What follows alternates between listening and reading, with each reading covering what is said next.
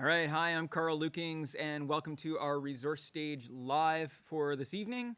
It is November the 10th, and this is our second Resource Stage Live that we've been doing for this series of seminars. Actually, I wouldn't really call them seminars. It's more just kind of chit-chats, I suppose. We're talking to different people and talking about different things. So thanks for joining us. And I know that last month we had a few people join us live, and then a number of people watched these videos afterwards. So it's great, and we actually had some really good feedback. I do know that one of the things that came up last month was a comment about the fella from Point Source Audio and his microphone, and the joke was, of course, that they were a microphone company, yet he had some problems with his mic. I got to tell you that he got thrown into things at the last second last month, and I don't think he had a chance to really get too prepared. So we'll have to give him a little bit of slack, but I can tell you that the Point Source stuff is great. We use a lot of it ourselves, and we sell a lot of it, and it works really, really well. Tonight, we're talking to three different people. We're going to start off with Richard Ridge. If we can bring Richard up here. There he is. Richard is with Kramer Canada, has been with Kramer for quite a while. How long has it been now? It'd be 13 and a half years. 13 and a half years. But you've been selling Kramer product for a long time before that, too, right? For 21 and a half years. Okay. It's like a quiz. Yeah, well, sorry. There you go. So, Richard, tell us a little bit about who Kramer is. Kramer Canada is kind of one sliver of the pie, right? Yeah, so Kramer, we're in the pro AV space on what I say AV signal management. So Kramer has been around as a company since 1981. So next year we'll be celebrating our 40th anniversary, which for what we do is a fairly long time to be in this industry. Kramer Canada has been around now for 13 and a half years. Head office is in Burlington. Nice thing about the office we have there is we have a full warehouse facility. We do all of our repairs in-house right down to the board level. And we have a really nice training facility that we do both product training and a lot of technology training as well. So we're fully self-sufficient in Canada, and Kramer is all we do. So right. All we do, we don't do any other product lines like a distributor would. We're a manufacturer, and Kramer is our line. Right. I think one of the cool things about Kramer is that if we call you and we've got a question, pretty much anybody who answers the phone has enough product knowledge that they can kind of walk us through things. You guys know what you're talking about and know the product really well. So tonight we are going to talk a little bit about the collaboration space. So we wanted to talk a little bit about kind of wireless collaboration, this whole idea of bring your own device, and kind of what does that mean. So do you want to tell us a little bit about maybe how you guys see that market and what you guys do in there? Yeah, so we started off, we've always been in the wired business for almost the entire time we've been in business. So the world started changing a number of years ago when we looked at the wired solution. And probably it happened when smartphones started to get smarter. Right. So, people used to, in meetings, they used to bring in either a PC or a Mac. They plug in an HDMI or a VGA cable. It was fairly standardized, fairly simple. The resolutions all made sense. And it was fairly easy to do. But when smartphones started to get a lot more commonplace and a lot more powerful, people wanted to bring those into meetings. They didn't want to have to drag around a Mac or a PC into their meetings. They had tablets and smartphones where they had most of their information. Right. And they wanted to be able to display that. The solution at the time was, okay, let's take a 31-pin adapter onto an old iPhone 3 and to an HDMI cable and have them stand a foot away from the table box. Sure. And that just didn't make any sense. Right. So I liken it to almost the difference between Ethernet and Wi-Fi. Right. You look at how many people actually use Ethernet connections these days versus Wi-Fi, and it's probably 90 plus to 10. Right. Except for me, I have a wired Ethernet connection here. But in general, most people would use a Wi-Fi connection. So same thing happens with the presentation space. People want to be able to go into any kind of presentation space, whether it's a boardroom, training room, huddle space, and be able to present from wherever they are. They don't want to have to sit next to the presentation table box or wherever the inputs happen to be on the table, sit wherever they want and be able to present from any device they have. Sure. which is a lot more challenging than it sounds Yeah, like to I was do. going to say, one of the things that we run into all the time is somebody will say, well, I can use my Apple TV and I can sit here and I can send this from here to there. And one of the first things that we say is, yes, but if your Apple TV needs to be rebooted in your living room, or if it hiccups, then you just go, oh, well, it's hiccuping, it's not a big deal, I'm going to get on with it. But what you're talking about is a space where people have less patience, maybe, for this kind of thing. They need it to work. They need it to work They every do. time. Yeah, and the products in that space are more commercial/industrial type products that are designed, to be on 24/7. Right. And they're a lot more robust than you would find in a consumer or prosumer type product. And you also find that people could bring virtually anything into a meeting space and want to be able to present with it. Right. And you look at the operating systems that we have to support now. It's not just Apple with iOS. We have to support anything that could be PC, Mac, anything iOS, anything Android, anything. What else do we have out there? Chromebooks. Right? Chromebooks. Yeah, is you're another running good into example. more and more of that kind of thing, right? Yeah, and it took us. So right now we support all those platforms, and Chromebooks took us about 2 years to figure out. Right. Because it's a lot different, and the trick is to have somebody come into that space and be able to present and have that experience of logging onto the system and presenting be the same no matter what your device is. Right. Even though inherently, an Apple iPhone and a PC are completely different devices and how they operate. So all that back-end engineering has to go in there to make the experience seem like it's a fairly simple and seamless one for the user. Yeah. Yeah. So part of the reason I like that is that I've always been personally an Android guy. And we have other people in our office that are hardcore Apple people, and that's fine. But I hate it when a manufacturer just uses the excuse that, well, it's a lot more difficult to be able to support an Android device. And then look at it and say, but when you look at the percentage of people that are running Android in the world, you have to be able to support that. So the fact that Kramer has said kind of from the beginning, or at least from the beginning that I know of the products, that we're going to be supporting as wide a range as possible, that's awesome. It's a lot easier to talk to clients about. Yeah, the nice thing is these products are, when you look at the products themselves, it really is almost a commercial PC running fancy software. Right. So the nice thing is the hardware part has been overbuilt from the start. So anytime we need to add features, like maybe when we added support originally for iOS and then for Android mirroring and then for Chromebooks later on, I still have my original unit from 5.5 years ago that was a beta unit. Sure. And it works as well today as the original one did that did almost nothing besides allow you to present from a PC and a Mac. Right. Now it can do 50 other things it couldn't do 6 years ago. That firmware update availability of doing that is a huge advantage for a product line like that. Okay, so far we're just talking, and if anybody is watching, and they have no idea what we're so far it sounds somewhat ambiguous. So I have one of the original Via Go's, right?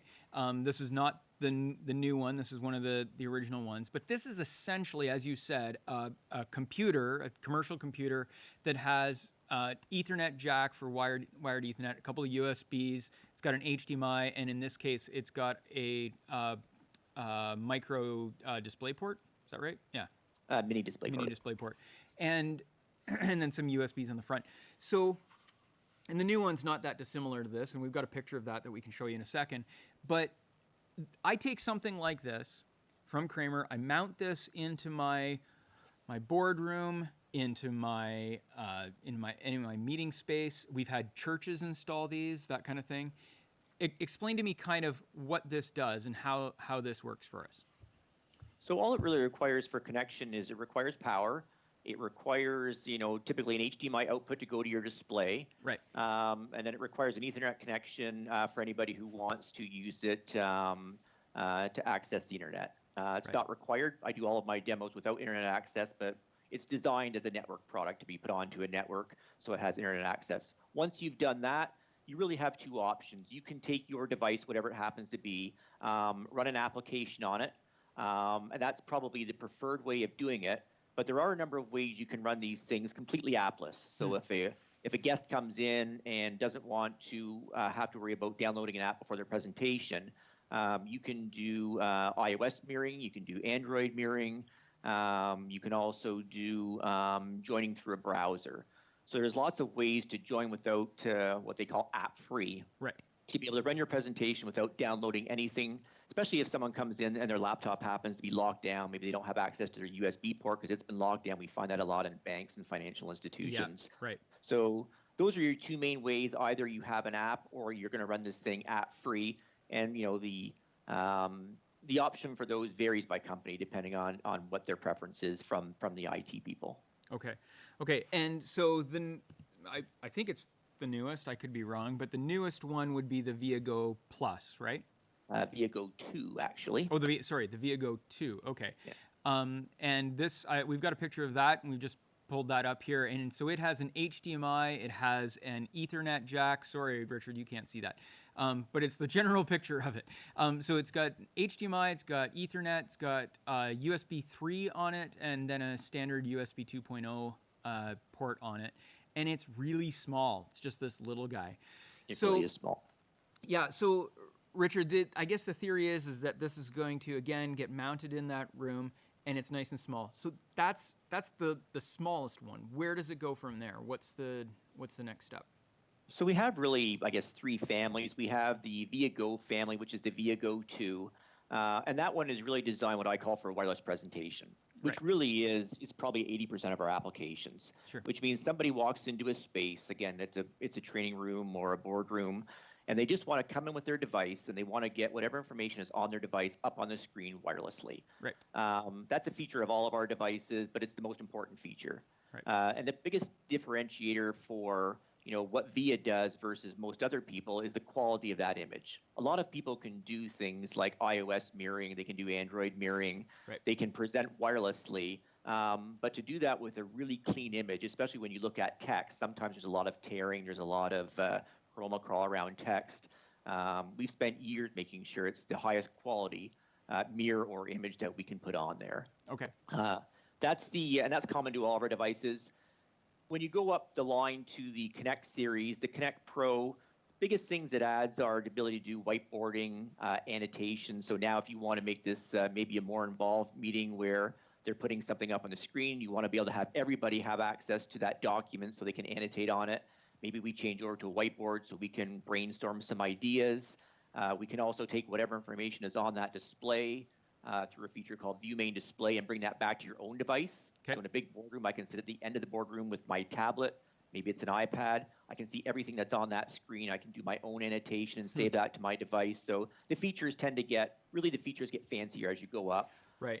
So then that way, conferencing as well. So then that way, if you're sitting in a training session or something like that, then you can take those slides yourself and be able to do what you need to do, save your notes directly to those slides. That's what you're saying, right? Yeah, you could take a PowerPoint slide, you could annotate on over top of it, you could save that slide to your own device, and that saves it as your own document within that device. Yeah, that's cool. Okay. All right. And then the sorry, last one we go from there, from the Connect series, is into the Campus series. And it's really a Windows 10 machine, which means you can download any third-party application to it. The biggest one is really video conferencing these days. I could download any version of Zoom or Teams or GoToMeeting to that unit, and not only will it be a wireless presentation unit, it could also be the in-room resource for video conferencing. So now you don't have to bring your laptop into the room for video conferencing. You can use what would typically be the in-room PC. We can now replace that with the Campus and also offer all the features of BYOD wireless.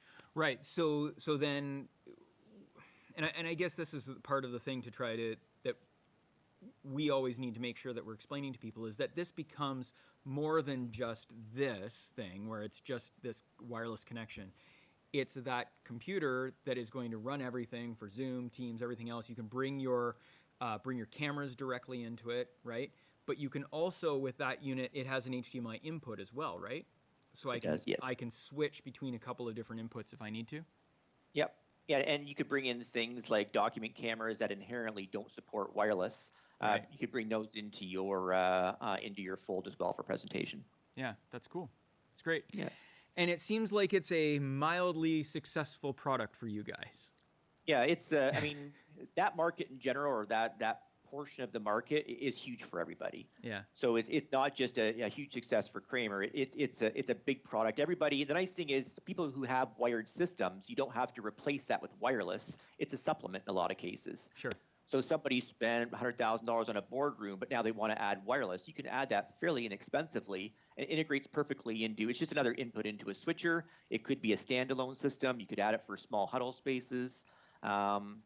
Or people who do, a lot of people say they want to have a pure wireless space, but they always want that safety blanket of HDMI. So some of our units have HDMI inputs. So now if that guy comes in for a presentation and just wants to plug HDMI in and doesn't want to be bothered with wireless, you can accommodate him as well. Right. So kind of the best of both worlds. Right. Okay. Great. Cool.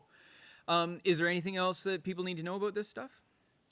Out of all the products we have, it's the one we demo most often. Right. People really want to. They need to see the quality of the wireless, and they want to see the experience for their users. So we spend an awful lot of time demoing the product. We have every single product that we make in our training room in Burlington, so we do demos there all the time.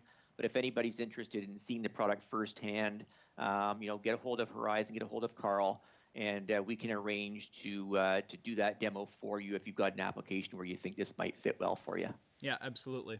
I do think that it's a product that obviously fits really well into the boardroom and into the classroom, but we have found some other applications for it in places like churches where people are saying, well, I want to be able to bring in something else as well, especially, interestingly, especially some of those smaller churches where there's nobody running things on a regular Sunday by Sunday. So sometimes it's the minister themselves who's running everything on their phone or on their iPad or something like that. And to be able to walk in and wirelessly connect at the platform, at the stage, that seems to work out really well for people. So yeah, we say any place that you've got a display.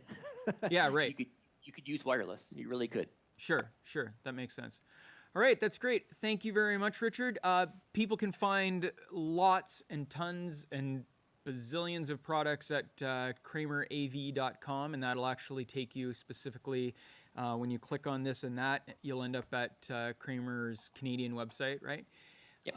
And there's tons and tons of information on there. I think Kramer's done a pretty good job over the last couple of years of stepping up their game on marketing and being able to have some very application-specific components there so that you can see, how would I build this size of a meeting room, or how would I do this and that, and Kramer's got a lot of tools for that, so it's really great. Thank you very much, Richard. I really appreciate you taking the time tonight. Hey, thanks for having me on your show. Yeah, no problem. All right, so that's Richard from Kramer, and they really do build some cool stuff. I remember, I think the first time that I was using a Kramer product was an old VP719 switcher scaler from way back when, and it was great, and and we've used quite a few of that kind of thing since then. So like we did last month, we wanted to have somebody else on our resource stage show, I guess we're calling this, and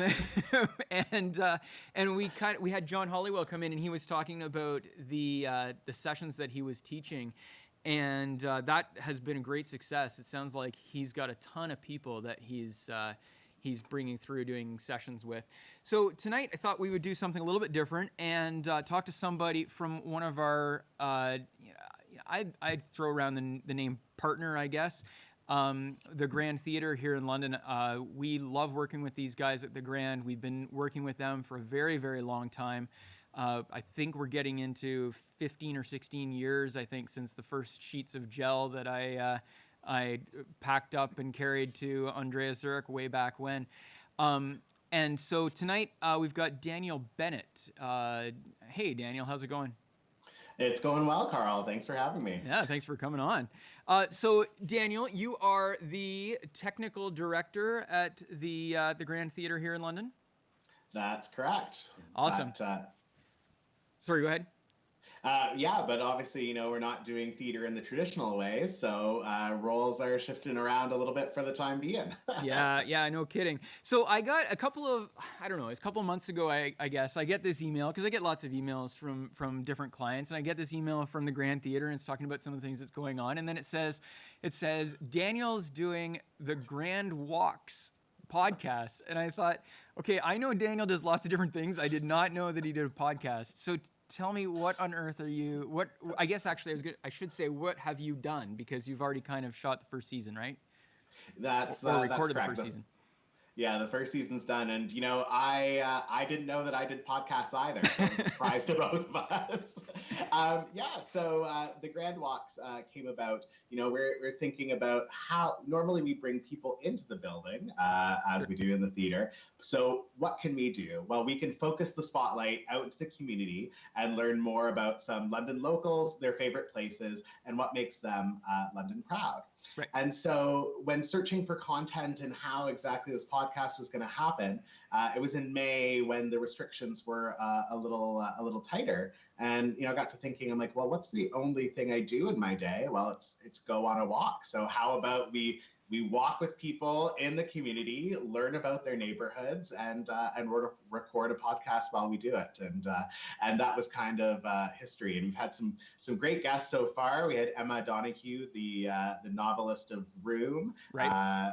As well as Alan Shepard, who's the president of Western, Marie, who runs a restaurant called Reggae's in Kipps Lane. So a really diverse set of guests on the show. Yeah, that's cool. Okay, so it's not just people who necessarily love theater, because your guests are not just and I don't mean this the wrong way, but they're not just actors, or they're not just directors or playwrights. You're talking to a bunch of people who are part of the London community, right?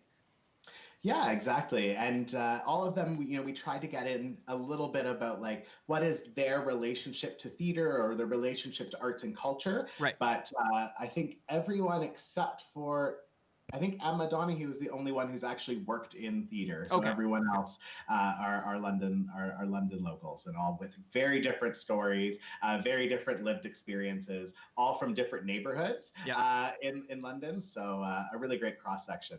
And the fun part of it is I kind of, as you're doing it, I'm like, oh, we're gonna turn right here on this street, so you can actually, if you're in London, you can download the map, you can download the directions, and you can walk the walk with us. And right. That's really cool. And so if you go to the website, you can also go on and you can kind of see some pictures of the different roads, right? So you can go this way or you can go that way. So Brandon's just thrown up a picture here of the website, because this is where people can find it. They just go to the Grand Theater's website. You'll find it right on the front page there, and they can you can click on Learn More. That's going to take them directly to the links for the different podcasts.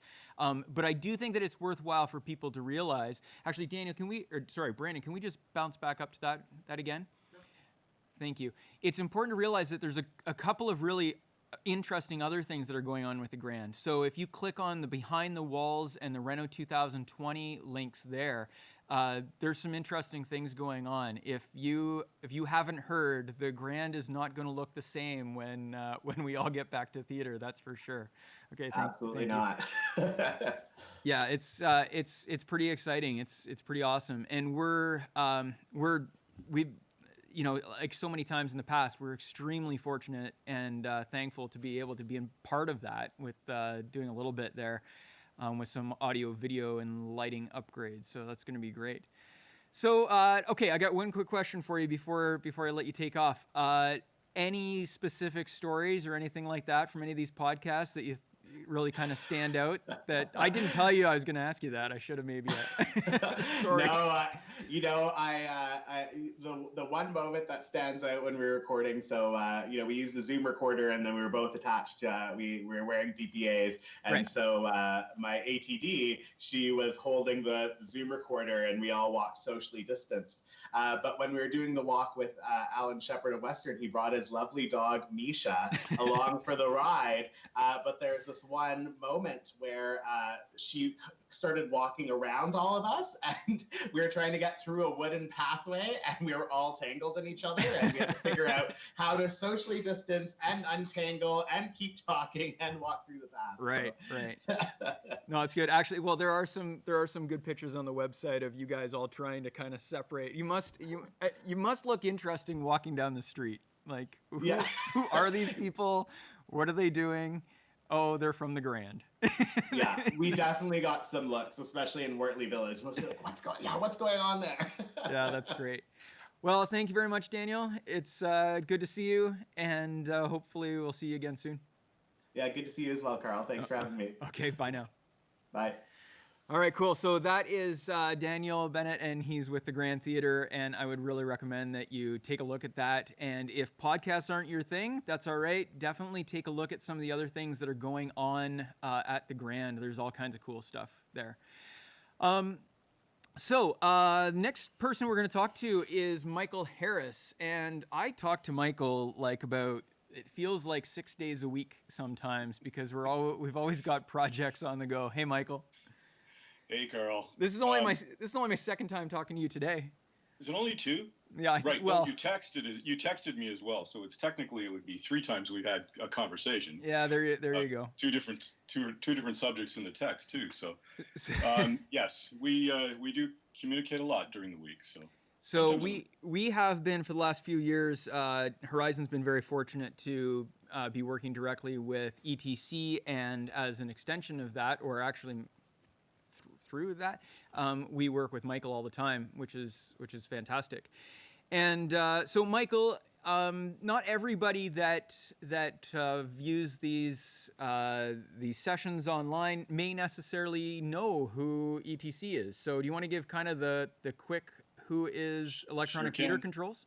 Yeah, Electronic Theater Controls started 45 years ago in 1975 as a family business. Fred Foster, the owner, who just recently, a year and a half ago, passed away.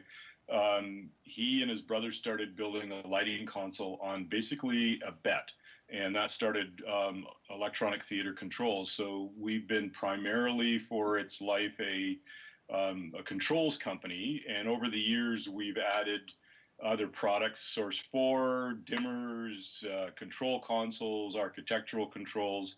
We're now in broadcast fixtures, architectural lighting, and a little unknown fact, but we're actually working on a line of of horticultural fixtures specifically for research and development, and greenhouses and grow ops and whatever else you want, as a side offshoot of our LED business. So it still is a family co-owned business.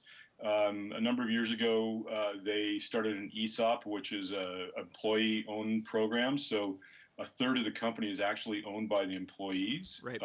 So for 45 years, they've been in the beautiful Madison, Wisconsin area, and has continued to be there. They've built a new office many years ago now, and have expanded that and have taken over another building as well and continued to grow. ETC, we changed the name, or we just started using the initials because people knew us as Theater Controls and lighting people, and we do 45% of our business is architectural controls and lighting. So That's why we're just using the initials now. Not only lighting and control fixtures, but we also do rigging and custom built products, and now we're moving into some other specialty lighting areas, and I'm sure as we go we'll develop that. A few years ago, the latest acquisition was a few years ago. ETC purchased High-End Systems, which make consoles and moving lights for industrial shows, concerts, that sort of thing. Touring and that sort of thing. Touring. So we're a full range global company with offices around the world, 5 offices in the U.S., in different regions, they're called. An office in London, who's the head office for Europe, and then Asia, Germany, Italy. We're all over. So to give a little bit additional perspective to this, pretty much all of the major theaters in Canada are running an ETC lighting console these days. Now, I should say pretty much, not all of them, but a lot of them are. Yeah. And we're going to talk about control here in a second, and also lots of schools, lots of churches, and everything in between, because they've just kind of taken that market over. But they also are the #1 theatrical lighting fixture manufacturer in the world. So, correct. So that's pretty interesting. Yeah, one of the things about the consoles, Carl, is that over the years we've developed not only an entry-level console that you would use in a high school or a community auditorium, and then everything up to what a Broadway show or something that's the Mervishes are producing. It's the same operating system. Yes. So anyone who's touched any one of this EOS console family is comfortable at every level. Just a lot more buttons on the bigger consoles. That's all it is. So. Yeah. Okay, we're going to come back to talk about consoles in a second. So there have been a number of new products that ETC's released throughout COVID. I know that the first one that I saw probably came out in April sometime, and that was the ETC face guard. Yes. That was great. As so many different companies were getting involved with different types of PPE, ETC was getting involved with that in Wisconsin. That came only about because one of the fellows who works in R&D realized that not only do they have the product, they have the machine that can make the product, and they've got people that need something to do. Yeah. So it was great. Within 48 hours, they had them made and were shipping them around North America. So. Yeah, that's very cool. So, but they had planned and have been researching and building, designing a number of different products that were to be released throughout 2020. I'm not sure that all of them are actually being released this year, but a lot of them are. And so we wanted to just kind of highlight two things today, I think.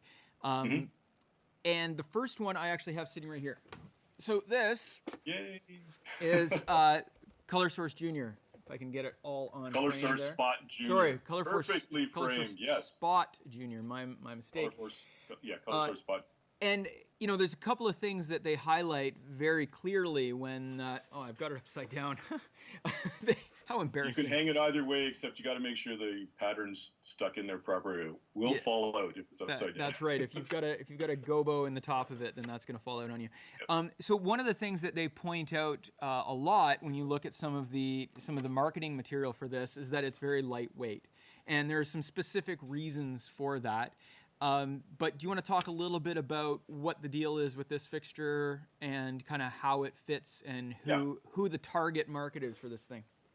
If you know ETC product at all, we had an incandescent fixture called Source 4 Junior, and it was a small version of a Source 4. It was a zoom fixture or fixed focus, but the idea was it was smaller venues. So we've now introduced other LED fixtures to fill that line, and the last one was sort of to fill it was a small, lightweight. You saw Carl hold it up. It's 12 pounds. It is a zoom fixture, and it's about 5,700 lumens, so it's fairly punchy. It would be about, at a beam measurement, it's about the same as a junior, an incandescent junior. And it's really marketed towards small venues, even drama rooms, but small stages, houses of worship. We're using it as display lighting now as well, so in a mall. It's because it can use a pattern as well, and as a zoom, it's a full functioning fixture.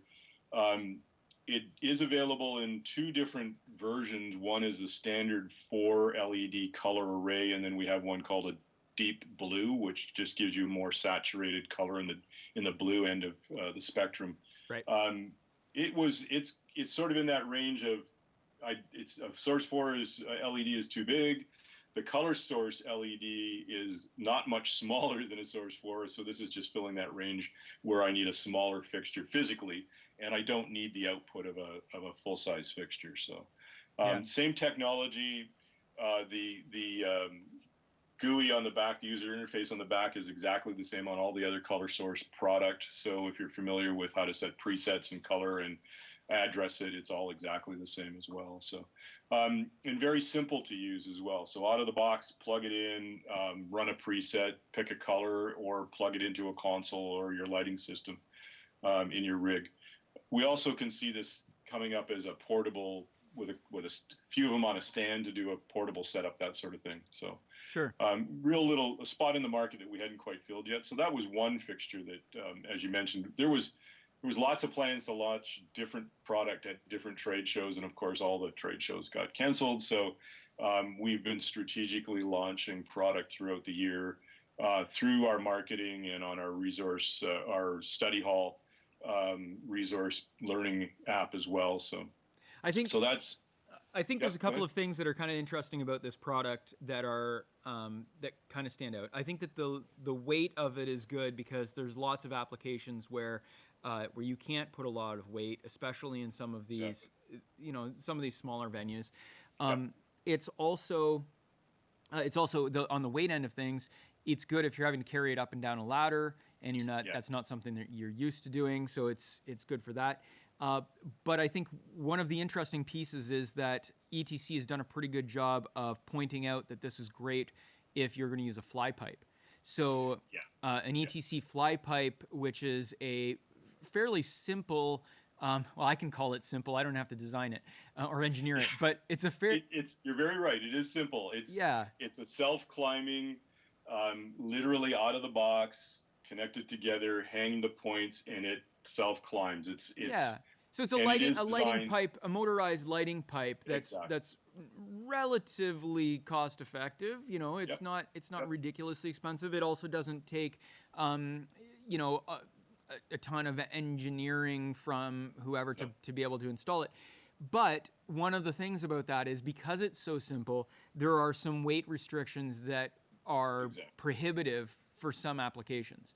Whereas if you're using a fixture that's like this, it's a little bit smaller and a little bit more lightweight, you can put more of them on there. Exactly. I don't think that I'm going to find any lighting designers from Stratford who are going to be calling me up saying that I want the Color Source Spot Junior in my next rig for lighting the entire show. Not the entire show, but not the entire show, but it does serve a purpose in some interesting spots, and we have already used this in applications where we're looking for top lighting.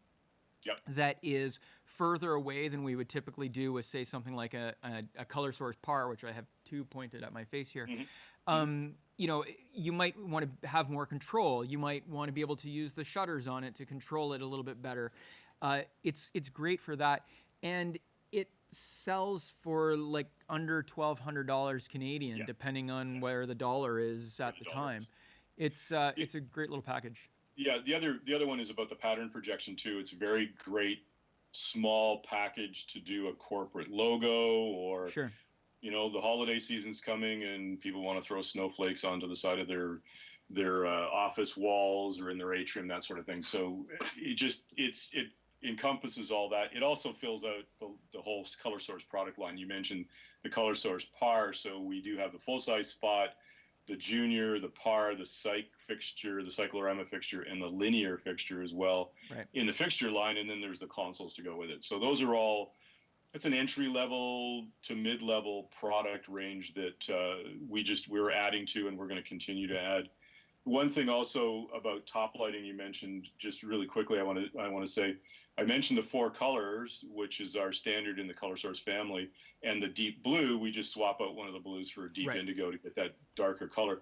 We also offer some of these fixtures in a pearl version, which is tunable white. So if you are doing broadcast and it's not about high-end broadcast, but you just want tunable white for whatever application that might be, Color Source is available in that. We haven't introduced the Color Source Spot Junior in pearl version yet. It's coming.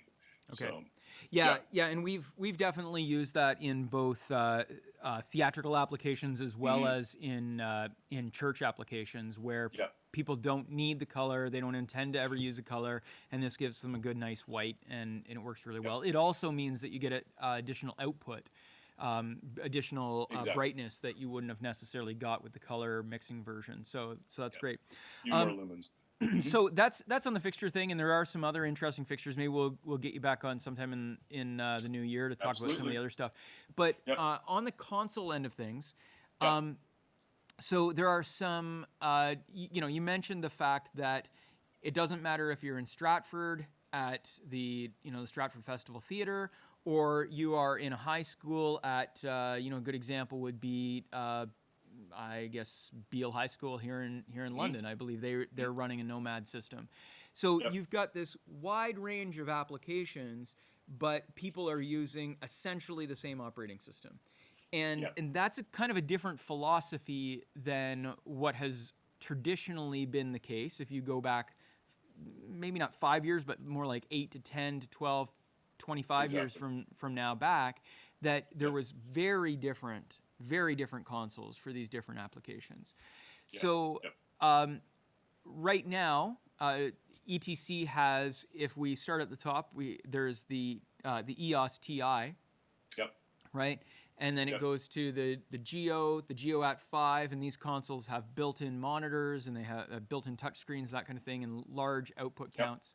But then we come down into the the Ion consoles. And then the Element consoles, and all of those are physical consoles, and they're pieces that are they have an expense to them associated with the physical hardware, with the reliability of that hardware, and it's a platform that's been proven. People have banged around on these keys for days and days and days, and we know that those things are going to last. But that doesn't necessarily fit everybody's application. It doesn't necessarily fit everybody's budget. So along came, has it been 5 years now?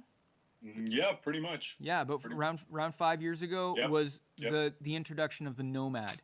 So that's a Nomad console. Yeah. USB key. Yeah, so you plug that into your computer. So you want to talk a little bit about how Nomad fits into the market, and kind of how the way I see it, Nomad helped to propel ETC into a kind of a different status as a lighting company. So there's always been, or not always, but for the last number of generations of consoles, there's always been an offline editor of some variety. And to unlock that and run it on a PC or a Mac or whatever computer, which was interesting because I was listening to your previous interview with Richard and thought, wow, if that box does all that stuff, I should be able to plug a lighting console into it as well. Anyway, we've always had these little, we call them dongles, USB key, which just unlocks the software. So ETC offers all of the software online, download it for free. You can play with it. You just can't save anything. You can't run a show on it. Right. But with the key, the Nomad key, that will give you a full operating console on your computer, whether it's a laptop or a desktop or maybe even a Kramer box. I don't know. I got to try that. I'll reach out to Richard and ask him. Here, put this on your box, on their Kramer box, video box, and see. Well, you could do it on the larger one. I bet you could, because it's just a computer. So you definitely could. So that said, the reason we introduced that is there was a lot of technicians and operators and designers who said, look, I don't want to lug around, like you said, a full console. An EOS TI is 47 or 48 inches wide, and it's huge, and you can't just carry it around. And a smaller, an Element, you can carry that, but how about I just have my console on my key ring with everything else, and I then can plug it into my laptop, set up my monitors. I can plug in all my peripherals, like a keyboard, a fader wing, a master programmer, all those other accessories, have my multiple monitors, and then program my show offline. I can then use it as a designer remote. But the best part about it is I can take my show on my USB key and my dongle, hop on a plane, go to another gig, plug into their computer, or plug into their EOS family of console and download it and run it. So that opened a door up for a whole range of applications that we hadn't really looked at. And part of this came about because of the advent in technology. So the fact that you could put things on USB keys, you had the processor power in computers. We could take basically a Windows machine and embed it into a lighting console, which meant you could run the lighting console on a Windows computer. So it opened up a whole other possibilities. So now We offer a student version. So if there's students watching this or listening, you can actually buy a dongle and another little box that'll send USB serial data out of your computer to DMX. For a student, it's a reduced price. You just have to show us that you're enrolled in a school somewhere. And it really meant that anyone can have a console on their keyring, on their computer, and use it wherever they need. It also meant that where you had limitations in space in a control booth, which a lot of theaters do, Yep. I could custom build so that I could have my essential parts of my console, master programmer wing, for example, monitors, but I had the system running on a PC or a computer of some variety. So the next level up from just having the dongle is actually having a Nomad puck, which is just pretty much like the video box you held up earlier. Well, yeah, actually, so this one says Kramer on it. I've held these in my hand where it says ETC on it, and they're essentially it's a OEM Intel box that's being used. So yeah, absolutely. So where you're in an application that you want a dedicated box to be your lighting console, that's what we suggest. If you're satisfied that you can run it on your computer and go into your house of worship on Wednesday, do the rehearsal and do the service on Sunday, and you're not going to run into any issues, then great. But if you do an update on your MacBook and it turns out it's not going to run, we'll fix it, but we'll help you. But there is, we're at the whim of whoever wants to do updates whenever they want to do it. So yeah, so sure. that immediately brought that programming capability to everyone's fingertips, whether you're doing offline editing, and understand that you don't even need the dongle to unlock it. You can actually take your show file from your console, put it on your computer, download the software, do your offline editing, save it, put it back in your console again. Right. So there's a lot of possibilities there, and you can custom build the system you want. So we quite often will use a dongle on a PC or a Nomad puck as a designer remote, which then the designers can look at lighting levels and all that good stuff on their own, but that also becomes a backup for the main system, because really what we're talking about right now is just computers on a network. Yeah, absolutely. The fact that we're doing lighting, that's important, but it's computers on a network. Right. So there's a couple of things that people need to keep in mind when they're looking at something like this. So if you are looking at Nomad and you're just looking at buying the license, then that gets you the stick on a license, but you still need to get some way of getting that control out to go to your lighting rig. And you can do that with a traditional ETC or other brand streaming ACN or Net3 output device or ArtNet device or what have you, because it can talk all those language. So you can plug that in into an Ethernet port, and then that can go out. You can also use, as you mentioned, one of the gadget devices. So that's Gadget 2.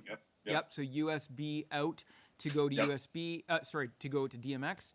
And that works really well, but it is a piece that you have to remember. So it's not that you're just buying the software and then you have to do that. Even if you buy the puck, and I'm holding up the Kramer thing again, I'll cover over the Kramer part. But even if you're buying a puck or something like that, you still need to have some sort of output device. The student package that you're talking about, we typically sell that for around $350, something like that. I think in the U.S. it sells for about $250, but with shipping and all the other stuff that needs to happen in the exchange rate, it works out to be around $350 Canadian. But that gets you the license on a USB, and then it also gets you that hardware device. And and we've had lots of students take advantage of that at Fanshawe College, St. Clair. Some students from the GTA have also taken advantage of that.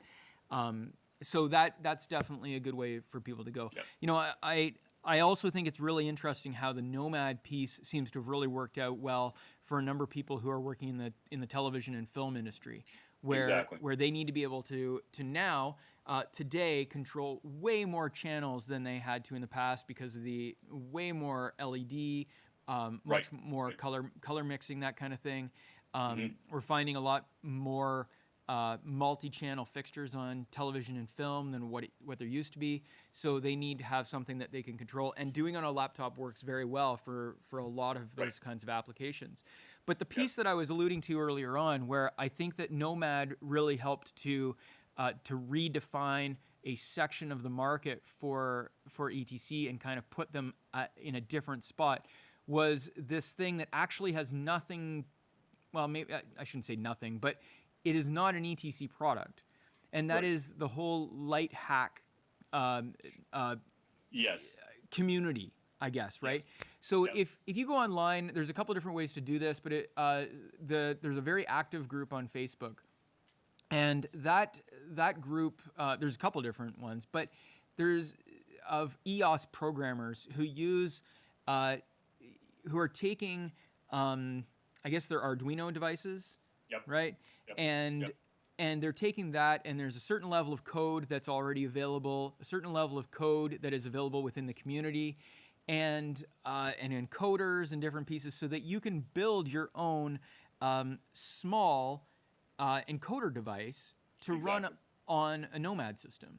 Yeah, and we actually sell those parts, and they are parts that we just built the box. The number of people asked for it. You mentioned the forums, so there is actually ETC sponsored forums that operators and console operators chime in on, because there's not only building these other peripheral devices, whether it's, my favorite one is an easy button. Somebody took the Staples easy button and turned it into a stop start button, so it was big and it's red and it goes off. And then you mentioned the encoder wheels, and there's some other hacks that people are using, but they sometimes become show specific. There's also, because all of the consoles in the EOS family have the same software, they also have the same library to address all those fixtures that you mentioned, multi-channel LED fixtures, moving fixtures, that sort of thing.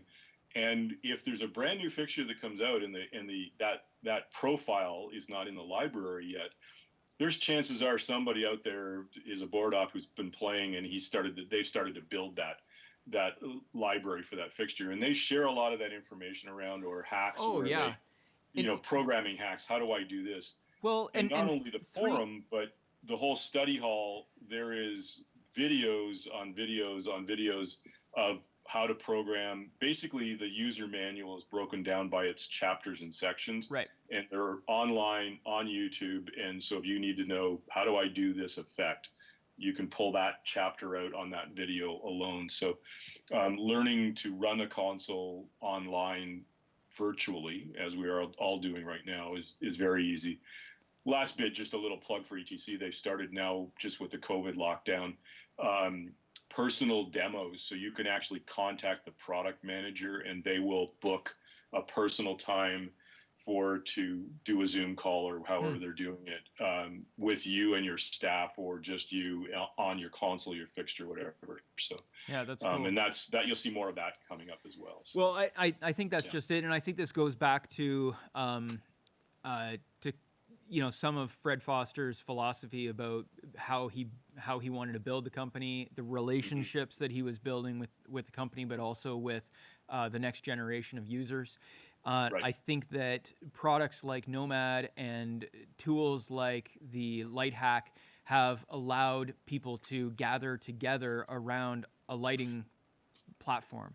That seems ridiculous. Like, if you said that 20 years ago, I mean, sure, there was the people who are hardcore Avolites guys, and the people who are hardcore Whole Hog guys, and the guys who are hardcore Grand MA guys, but none of the, that wasn't the same as what's happening online today, or where the people are, sharing 3D prints on how they're building things, or sharing, a different, how did you build this sort of an effect and discussion like that? They've done a fantastic job, whether fully intentionally or it just kind of organically grew from it. They did a bit of both. It was a bit of both organic growth, think so. And a lot of that was just that idea of sharing and being able to share that information. And a lot of it is because we're accessible. That's why the software is online. It's free. Yeah, absolutely. Download it, and that's what's in each one of your consoles. The software is free. Every software upgrade is free. There was a point in earlier generations of the EOS family of consoles, particularly Ions, where we needed to change motherboards and processors, and there was a fee for that, but the software was free. Sure. We're actually getting to that tipping point of everything being updated Windows-based PCs, so we don't have to do that upgrade again with hardware until the next generation. But for the most part, we're there. So sure. And there's new and innovative things coming. Well, that's just the thing, right? I mean, we could talk and talk and talk forever. There's no doubt about it. Thank you very much for taking the time, Michael. My pleasure. Very much appreciate it. And if anybody wants to find out more about some of the ETC products and the things that they're doing, ETC. If you Google ETC, good luck finding the right website. It's etcconnect.com is where you'd find ETC. That's kind of the best way to kind of go from there to find any training materials and other things like that. But of course, you can always contact us at Horizon, and we will help you to find the right tool, whether that is a theatrical lighting console, a theatrical lighting fixture, or again, some of this architectural stuff, whether it's we're doing a lot with architectural fixtures, and it's worked out really well. Thank you again, Michael. Thank you very much. Have a good evening. You too. All right. Take care. And thank you for joining us for another one of these Resource Stage Live streams. We hope that you found it interesting. We will be back in December. Normally, we don't do anything in December for Resource Stage, but we're online. If people are willing to watch, then we're going to be here. So we'll be back in the second Tuesday of December, and we'll see who's coming on then. I'm not 100% sure yet, but I'm sure it'll be good. Until then, if you've got any questions, if there's anything that we can help you out with, you can find us online at horizonsolutions.net, or you can find us at Horizon. Thanks, and have a good night.